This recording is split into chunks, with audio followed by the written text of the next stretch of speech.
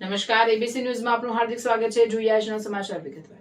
ડીસામાં 13 પશુઓની ક્રૂરતાપૂર્વક હેરાફેરી, એક શખ્સ સામે પોલીસ કાર્યવાહી. ડીસા શહેર દક્ષિણ પોલીસ દ્વારા પશુ ક્રૂરતા વિરોધી ઝુંબેશ અંતર્ગત કાર્યવાહી હાથ ધરી 13 પશુઓને ક્રૂરતાપૂર્વક લઈ જતા એક શખ્સને ઝડપી પાડવામાં આવ્યો છે. પોલીસે 13 ભેંસ, પાડા અને પાડીનો કબજો મેળવી પશુઓને મુક્ત કરાવ્યા હતા. પોલીસ ટીમે પેટ્રોલિંગમાં હતી તે દરમિયાન ભોપાનગર 4 રસ્તા પાસેથી પશુઓને ગેરકાયદેસર અને ક્રૂરતાપૂર્વક લઈ જતો શખ્સ મળી આવ્યો હતો. પોલીસે સ્થળ પર કાર્યવાહી કરી પશુઓને કબજામાં લીધા હતા.